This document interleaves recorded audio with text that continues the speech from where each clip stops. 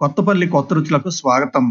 సేమియా పాయసం, సేమియా ఖీర్, వర్మిసెల్లి ఖీర్ పర్వదినాల్లో దేవుళ్ళకి నైవేద్యంగా సమర్పించుకోవడానికి గాను, పుట్టినరోజుల వంటి ప్రత్యేక శుభ సందర్భాల్లో నోటిని తీపి చేసుకోవడానికి గాను ఈ సేమియా పాయసం లేదా సేమియా ఖీర్ చాలా అనువైనది. తీయగా అద్భుతంగా ఉండే ఈ సేమియా ఖీర్ ఇంటిల్లిపాది ఇష్టంగా తినే తీపి వంటకం. పాలు, సేమియా, పంచదార, జీడిపప్పు, కిస్మిస్, యాలకుల కలయికతో ఇది ఒక ప్రత్యేక మధురమైన పాయస పదార్థంగా రూపొందుతుంది. ఇటువంటి రుచికరమైన సేమియా ఖీర్ని ఎలా చేసుకోవచ్చో ఈ వీడియోలో చూద్దామా మరి.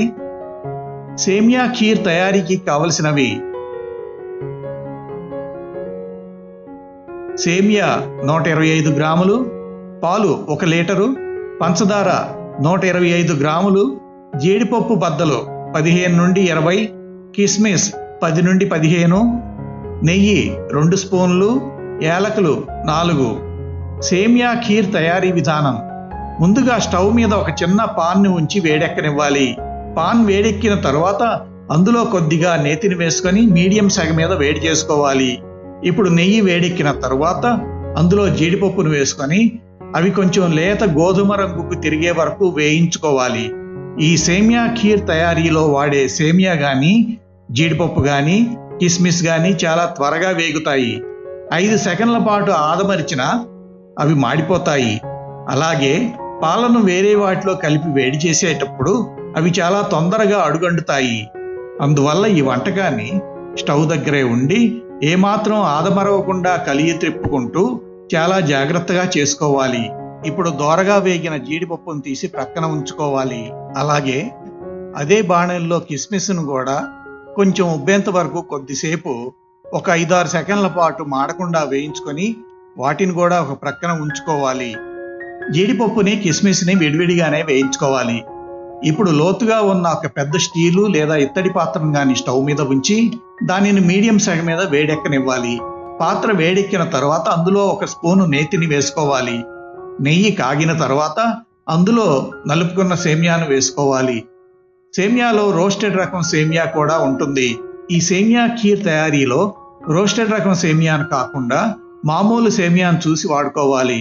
సేమియా మాడకుండా దాన్ని కలయి త్రిప్పుతూ సేమియా లేత గోధుమ రంగు వచ్చేంత వరకు నేతిలో వేయించుకోవాలి. ఇలా సేమియా చక్కగా వేగిన తర్వాత ఇప్పుడు వాటిలో సగం పాలను మాత్రం ఇప్పుడు పోసుకోవాలి. సేమియాలో పాలను పోసిన తర్వాత పాలు అడగంటకుండా స్టవ్ దగ్గరే ఉండి గరిటతో వాటిని కలిగి త్రిప్పుతూ ఉండాలి. సేమియా సగం ఉడికిన తర్వాత పాత్రలో మిగిలిన పాలను పోసుకోవాలి. ఇప్పుడు సేమియా పూర్తిగా ఉడికి పాలు చిక్కబడే వరకు పాలను కలిగి త్రిప్పుతూ ఉండాలి. సేమియా పూర్తిగా ఉడికిన తర్వాత పాలను పూర్తిగా కాకుండా కొద్దిగా చిక్కబడనిచ్చి స్టవ్ని ఆఫ్ చేయాలి. ఎందుకంటే స్టవ్ని ఆఫ్ చేసిన తర్వాత కూడా పాలకు చిక్కబడే గుణం ఉంటుంది. తరువాత పాలలో ఉడికించుకున్న ఈ సేమియాలో పంచదారను వేసి కలుపుకోవాలి. యాలకుల సువాసనని ఇష్టపడే వాళ్ళు కొంచెం యాలకుల పొడిని కలుపుకోవాలి.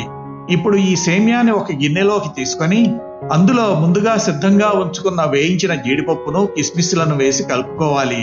అంతే, తీయటి సేమియా ఖీర్ తయార్.